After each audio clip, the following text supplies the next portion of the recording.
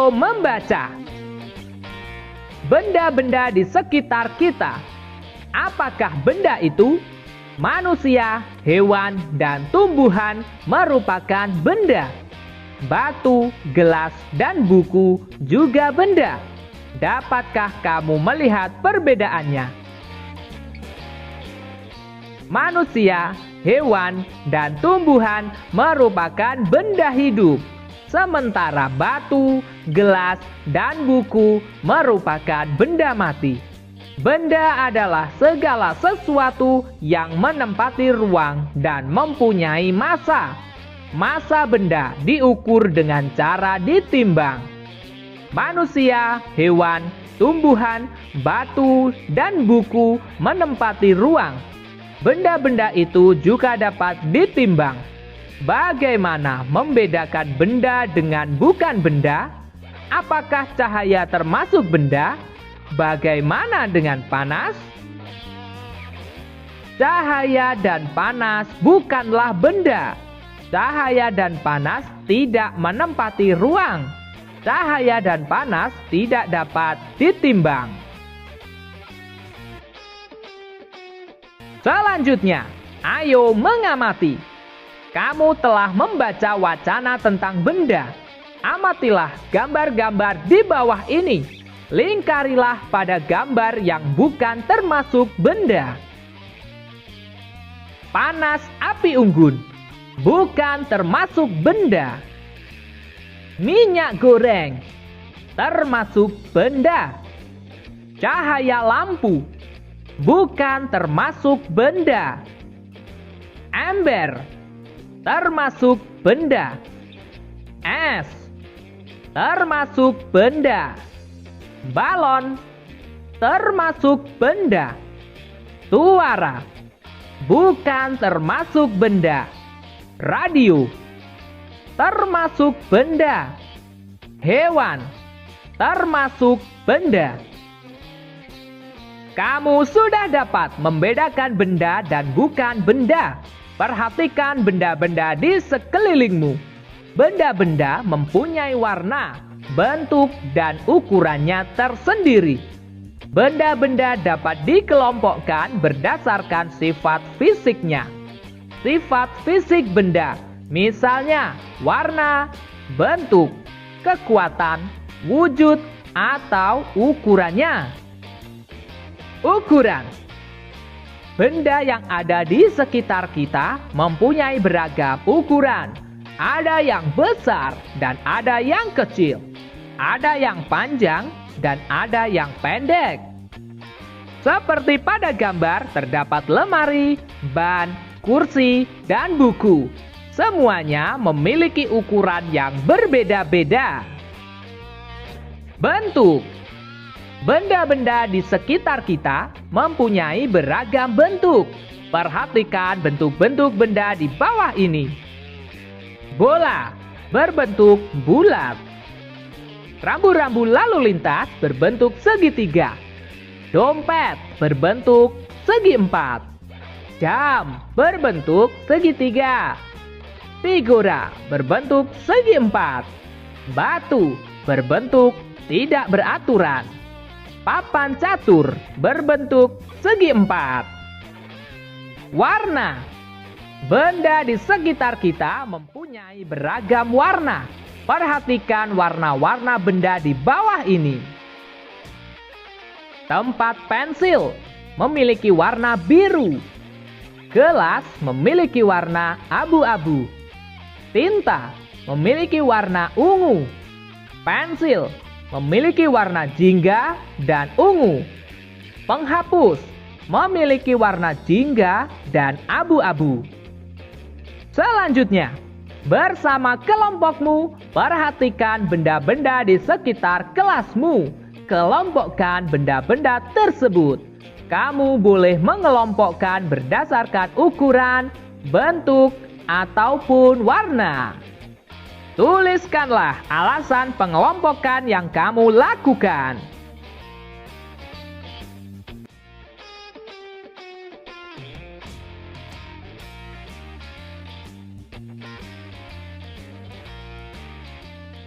kamu telah mempelajari tentang jenis, sifat fisik, dan ciri benda. Selanjutnya, lengkapilah tabel berikut ini. Benda. Jenis benda: 1. Benda hidup. 2. Benda mati. Sifat fisik benda: 1. Ukuran. 2.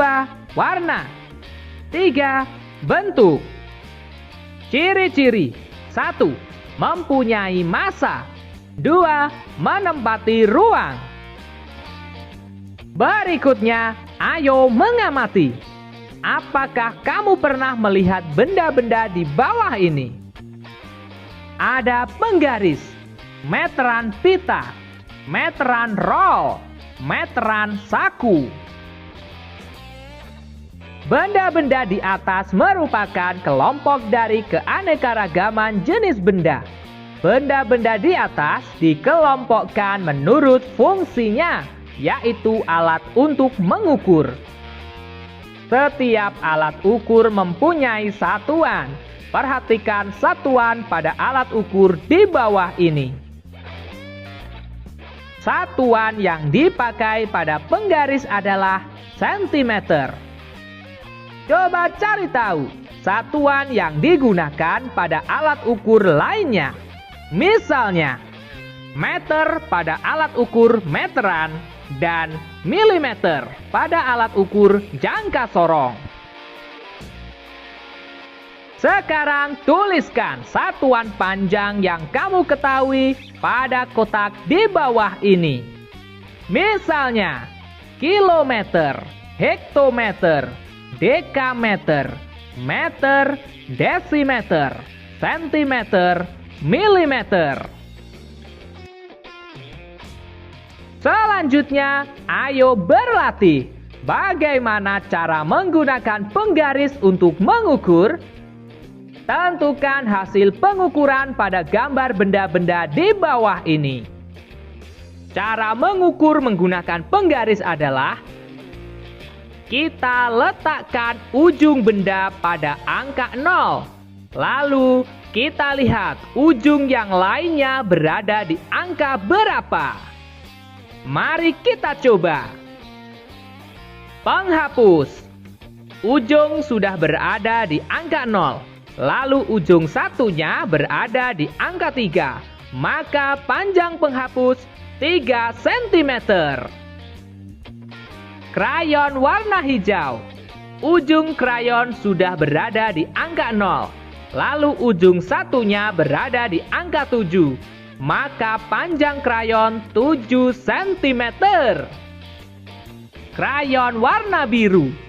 Ujung krayon sudah berada di angka 0. Lalu ujung satunya berada di angka 10. Maka panjang krayon 10 cm. Pensil.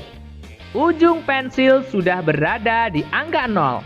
Lalu ujung yang lainnya berada di angka 6. Maka panjang pensil 6 cm. Spidol. Ujung spidol sudah berada di angka 0. Lalu ujung yang lainnya berada di angka 12. Maka panjang spidol 12 cm. Ballpoint. Ujung ballpoint sudah berada di angka 0. Lalu ujung yang lainnya berada di angka 11. Maka panjang ballpoint adalah 11 cm. Benda dapat dibuat dari bermacam-macam bahan. Ada benda yang terbuat dari batu, kayu, besi, kaca, plastik, dan lainnya. Setiap benda dapat menghasilkan bunyi yang khas jika diketuk. Benda-benda tersebut menghasilkan bunyi yang berbeda. Ayo kita dengarkan bunyi-bunyian dari berbagai alat musik ritmis. Alat musik ritmis adalah alat musik yang tidak bernada, namun dapat menghasilkan irama lagu. Ada berbagai macam alat musik ritmis. Berikut ini beberapa contoh alat musik ritmis. Ada triangle, tamborin, maracas, kastanyel, konga. Apakah kamu pernah memainkan alat musik di atas? Selain menggunakan alat musik, kita dapat menggunakan tepukan tangan untuk mengiringi lagu. Mari kita berlatih membuat pola irama lagu. Caranya dengan menggunakan alat musik ritmis ataupun tepukan tangan. Berlatihlah memukul pola ketukan berirama menggunakan simbol berikut. Kemudian, ikutilah pola irama berikut ini. Gunakan benda di sekitarmu untuk menghasilkan bunyi. Setiap benda dapat menghasilkan bunyi yang berbeda-beda.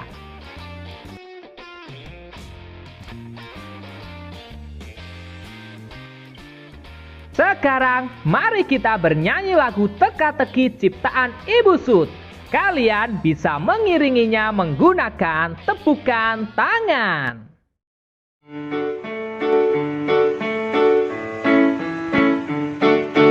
Ada sebuah benda selalu menunjuk saja, tidak berkaki, tidak bertangan, tetapi dapat berjalan.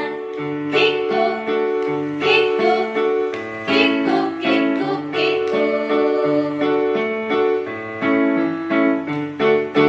Tidak pernah berhenti, kadangkala berbunyi. Setiap masa sehari-hari selalu mengingati kami. Kikuk, kikuk, kikuk, kikuk, kikuk. Sebutkanlah kawanku namanya benda itu. Ayolah cepat kita bergegas agar selalu tepat waktu. Kikuk, kikuk, kikuk, kikuk, kikuk.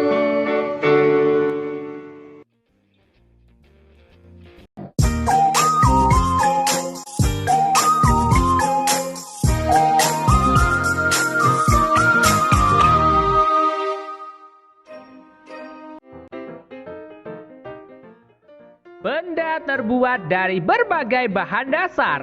Mari kita pelajari bahan pembentuk benda. Benda terbuat dari kayu. Sebutkan bahan untuk membuat pensil. Pensil terbuat dari kayu. Di sekitarmu banyak sekali benda yang terbuat dari kayu. Beberapa di antaranya adalah meja, kursi, dan lemari. Kayu juga digunakan untuk membuat benda kerajinan, misalnya patung dan figura. Kayu adalah bagian dari pohon. Untuk memperoleh kayu, kita harus menebang pohon, kemudian mengambil bagian batang untuk diolah menjadi berbagai macam benda. Perubahan dari batang kayu menjadi benda-benda tersebut melalui proses yang berbeda-beda. Pertama, batang pohon ditebang. Batang pohon yang telah ditebang disebut kayu gelondongan atau log.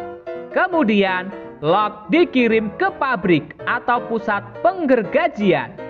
Pengiriman log menggunakan angkutan khusus, seperti truk, melalui darat, atau kapal melalui sungai. Setelah itu, log dipotong-potong sesuai keperluan. Untuk menghindari jamur dan serangga yang dapat menyerang kayu, maka kayu perlu dikeringkan. Cara hanya dengan dijemur. Kayu dijemur sekitar 2 hingga 4 minggu. Setelah dijemur, kayu siap diolah sesuai keperluan. Kayu dapat dipilih menjadi bahan dasar benda. Mengapa? Karena kayu mempunyai banyak keunggulan. Keunggulan kayu adalah mudah dibentuk. Beberapa benda yang terbuat dari kayu jati dapat bertahan sampai puluhan, bahkan ratusan tahun. Kelemahan benda berbahan kayu adalah tidak tahan api, sehingga mudah terbakar. Namun, ada beberapa jenis kayu yang mudah terserang rayap atau serangga lainnya. Berdasarkan wacana di atas, jawablah pertanyaan berikut. Nomor 1. Berapa lama waktu yang dibutuhkan untuk pengeringan kayu? Waktu yang dibutuhkan untuk pengeringan kayu adalah sekitar 2 hingga 4 minggu. Nomor 2. Apa keunggulan benda yang terbuat dari kayu? Keunggulan benda yang terbuat dari kayu adalah kayu mudah dibentuk. Beberapa benda yang terbuat dari kayu jati dapat bertahan sampai puluhan bahkan ratusan tahun. Nomor 3. Apa kelemahan benda yang terbuat dari kayu? Kelemahan benda yang terbuat dari kayu adalah tidak tahan api, sehingga mudah terbakar. Dan untuk beberapa jenis kayu, mudah terserang rayap atau serangga lainnya. Nomor 4. Tuliskan contoh benda yang terbuat dari kayu. Contoh benda yang terbuat dari kayu adalah meja, kursi, lemari, patung, dan figura. Selanjutnya, ayo menulis. Kamu telah membaca cara mengolah kayu. Kayu diolah menjadi benda-benda yang dipakai sehari-hari. Tuliskan dan lengkapi dengan gambar pada kotak berikut. Bagaimana pembuatan benda-benda dari kayu berdasarkan bacaan halaman 12 dan 13. Yang pertama, menebang pohon. Yang kedua, pengiriman log ke pabrik. Yang ketiga, pemotongan log lalu penjemuran. Yang keempat, pengolahan log sesuai keperluan. Sekarang, ayo mengamati. Perhatikan benda-benda di sekitarmu. Adakah yang terbuat dari kayu?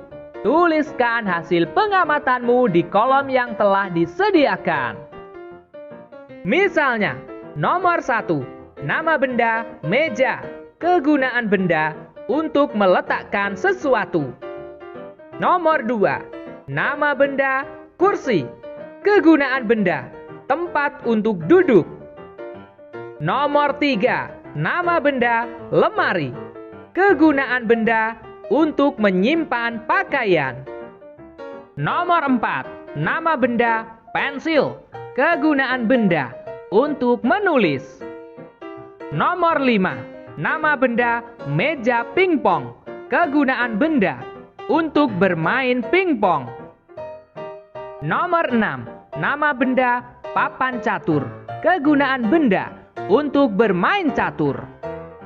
Masih banyak contoh yang lainnya yang kamu bisa tuliskan pada kolom pengamatan tersebut. Selanjutnya, ayo berdiskusi. Mari kita baca bersama teks berikut. Desa tempat tinggal Siti dan teman-teman mempunyai hutan. Di dalam hutan tersebut terdapat beraneka jenis pohon. Fungsi hutan antara lain untuk menyerap air hujan. Hutan menyimpan air hujan tersebut dalam jumlah yang banyak. Namun, ketika hutan digunduli, membuat aliran air terganggu. Hal ini menyebabkan air menggenang. Akhirnya, terjadi banjir yang mengalir ke pemukiman penduduk. Kebutuhan benda dari kayu yang terus meningkat mengakibatkan kebutuhan akan bahan kayu terus meningkat. Setiap tahun, banyak pohon yang ditebang untuk mendapatkan kayu. Terkadang, ada sekelompok orang yang menebang pohon tanpa izin. Kegiatan ini disebut penebangan liar. Semakin lama, jumlah pohon di hutan semakin berkurang. Mari kita lanjutkan dengan bermusyawarah. Dengarkan kata Lani. Musyawarah bertujuan membahas bersama suatu masalah dengan tujuan mencapai keputusan bersama untuk menyelesaikan masalah tersebut. Selanjutnya, mari kita bermusyawarah untuk menjawab pertanyaan berikut. Nomor 1. Di Desa Siti banyak penebangan liar. Bagaimana cara mengatasinya? Cara mengatasinya adalah dengan meningkatkan kesadaran masyarakat supaya tidak menebang pohon secara liar dan menanam kembali pohon sebagai pengganti pohon yang telah ditebang. Nomor 2. Apa yang terjadi jika penebangan liar tidak dihentikan? Yang terjadi jika penebangan liar tidak dihentikan adalah jumlah pohon di hutan akan habis dan bisa menyebabkan banjir. Nomor 3. Bagaimana cara mengembalikan hutan seperti semula? Cara mengembalikan hutan seperti semula adalah dengan berhenti menebang pohon secara liar dan menanam pohon-pohon baru. Berikutnya, ayo bercerita. Kamu telah bermusyawarah bersama temanmu tentang penebangan liar. Tuliskan pengalamanmu bermusyawarah bersama teman di bawah ini. Jawablah berdasarkan pengalamanmu dalam melakukan musyawarah bersama teman-temanmu.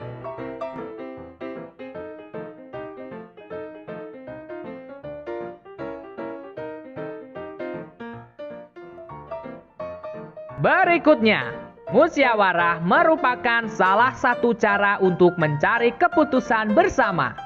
Apa yang terjadi jika keputusan langsung diambil tanpa musyawarah sebelumnya?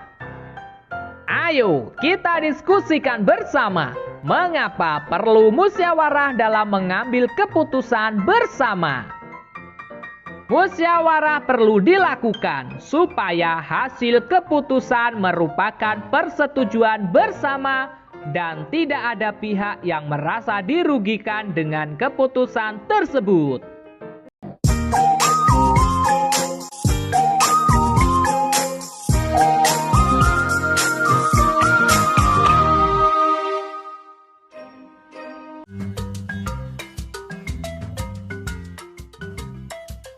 Bacalah wacana di bawah ini. Kertas di sekitar kita. Banyak benda yang terbuat dari kertas, seperti buku tulis yang biasa digunakan. Contoh lain tisu, kardus, dan koran juga terbuat dari kertas. Kayu adalah bahan dasar untuk membuat kertas. Pembuatan kertas dilakukan secara bertahap di pabrik. Kayu-kayu besar dipotong hingga sebesar korek api. Setelah itu, kayu dipanaskan hingga menjadi bahan lunak seperti bubur. Bubur inilah yang disebut bubur kertas atau pulp. Proses selanjutnya, pulp diberi pewarna dan disaring hingga kandungan airnya habis. Pulp yang sudah kering meninggalkan ampas berupa serat selulosa yang saling terkait. Kemudian, serat selulosa ini digiling hingga pipih menjadi seukuran kertas yang diinginkan. Cobalah kamu menulis di atas kaca. Apakah hasil tulisanmu di atas kaca seperti di kertas? Kertas memiliki sifat dapat menyerap air. Kertas dapat menyerap tinta pulpen dengan baik. Dengan demikian, semua yang kamu tulis di kertas dapat dibaca dengan jelas. Sekarang perhatikan benda-benda di sekitarmu. Tuliskan nama benda yang terbuat dari kertas.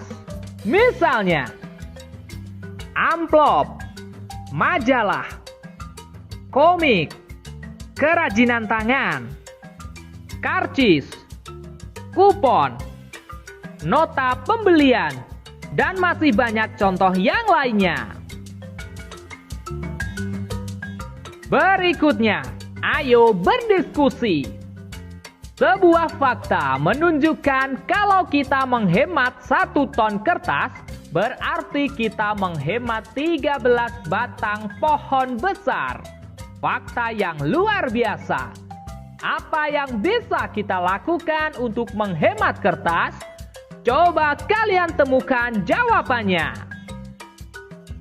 Selanjutnya, Udin dan teman-temannya berpendapat tentang menghemat kertas. Bacalah pendapat berikut. Setiap tahun ajaran baru, aku meminta ibu membeli buku tulis baru. Sekarang, aku akan menggunakan buku lama. Buku lama yang halamannya belum terpakai. Jika ingin terlihat seperti baru, ganti saja sampulnya. Kalau aku akan memanfaatkan kertas yang masih dapat digunakan, misalnya menggunakan kertas di 2 sisinya. Dengan demikian, tidak menghabiskan kertas banyak. Saya sendiri tidak dapat menghemat kertas sebanyak 1 ton. Akan tetapi, bila setiap orang melakukan penghematan, pasti berton-ton kertas dapat dihemat. Asik bukan? Sekarang, diskusikan secara berkelompok. Apa yang dapat kamu lakukan untuk menghemat kertas? Tuliskan hasil diskusi kelompokmu. Perhatikan penggunaan huruf besar dan tanda baca yang tepat. Misalnya, menggunakan buku lama yang masih bisa digunakan. Menggunakan kertas di 2 sisinya. Tidak membuang-buang kertas untuk membuat mainan yang tidak berguna. Kamu telah membaca wacana di atas. Wacana tentang kertas di sekitar kita. Carilah arti kata berikut dengan tepat. Kamu dapat bertanya kepada gurumu. Kamu juga dapat mencari di Kamus Bahasa Indonesia. Selulosa artinya polisakarida yang dihasilkan oleh sitoplasma sel tanaman yang membentuk dinding sel. Lunak artinya lembut atau empuk. Molekul artinya bagian terkecil senyawa yang terbentuk dari kumpulan atom yang terikat secara kimia. Ampas artinya sisa barang yang telah diambil sarinya atau patinya. Pulp artinya bubur kertas. Pipih artinya tipis rata. Menyerap artinya masuk ke dalam melalui liang renik. Kardus artinya karton. Serat artinya sel atau jaringan serupa benang atau pita panjang. Menggiling artinya melumatkan dengan mesin giling. Buatlah kalimat dengan menggunakan kosakata di atas. Misalnya, nomor 1, lunak. Tanah liat merupakan benda yang lunak. Nomor 2, ampas. Ampas tahu dapat diolah menjadi makanan yang lezat. Nomor 3, pipih. Saya mempunyai batu yang berbentuk pipih. Nomor 4, menyerap. Bajuku dapat menyerap keringat dengan baik. Nomor 5, kardus. Saya membutuhkan kardus untuk membuat kerajinan. Kalian dapat membuat kalimat yang lain sesuai dengan keinginanmu. Berikutnya, ayo bernyanyi. Kertas dapat digunakan untuk menulis. Apakah kertas juga dapat digunakan untuk membuat alat musik? Ternyata tidak dapat. Mengapa? Karena alat musik sebagian besar terbuat dari kayu berpadu dengan kulit hewan. Contohnya antara lain gendang. Cara memainkannya dengan dipukul. Kamu dapat bernyanyi diiringi gendang atau dengan bertepuk tangan. Bentuklah kelompok terdiri atas 4 atau 6 orang siswa. Setiap kelompok memilih 2 jenis benda yang dapat menghasilkan bunyi-bunyian. Berlatihlah untuk mengiringi lagu teka-teki. Lagu ini telah dipelajari pada pembelajaran sebelumnya. Setiap kelompok akan mendapat giliran untuk menampilkan kemampuannya. Setelah bergiliran, tampillah secara bersama-sama. Lakukan dengan percaya diri. Berikutnya, ayo berdiskusi. Bahan dasar kertas adalah kayu. Kayu berasal dari pohon. Perhatikan pohon-pohon yang dapat digunakan sebagai bahan dasar kertas. Perhatikan gambar di bawah ini. Pohon pinus, pohon akasia, pohon jati. Pohon manakah yang paling tinggi? Bagaimana caramu mengukur tinggi suatu pohon? Tinggi badanmu pasti berbeda dengan temanmu. Apakah semua panjang atau tinggi benda dapat diukur dengan alat ukur yang sama? Alat ukur panjang benda bermacam-macam. Kamu sudah mengenal beragam alat ukur pada pembelajaran sebelumnya. Meteran roll, meteran saku, meteran pita. Sekarang jawablah pertanyaan berikut. Nomor 1. Sebutkan satuan panjang yang telah kamu ketahui. Misalnya, kilometer, hektometer, dekameter, meter, desimeter, sentimeter, milimeter. Nomor 2. Tuliskan alat ukur yang tepat untuk mengukur benda-benda berikut. Nomor 1. Tinggi badanmu. Jenis alat ukur yang digunakan meteran tinggi badan atau stature meter. Nomor 2. Panjang lingkar pinggang. Jenis alat ukur yang digunakan meteran pita. Nomor 3. Panjang meja di kelas. Jenis alat ukur yang digunakan meteran saku. Nomor 4. Panjang lompatan teman kelompokmu. Jenis alat ukur yang digunakan meteran roll. Nomor 5. Lebar papan tulis di kelasmu. Jenis alat ukur yang digunakan meteran saku. Nomor 6. Panjang halaman sekolah. Jenis alat ukur yang digunakan meteran roll. Kamu sudah berdiskusi tentang alat ukur. Alat ukur yang tepat untuk mengukur sesuatu. Coba lakukan kegiatan berikut ini.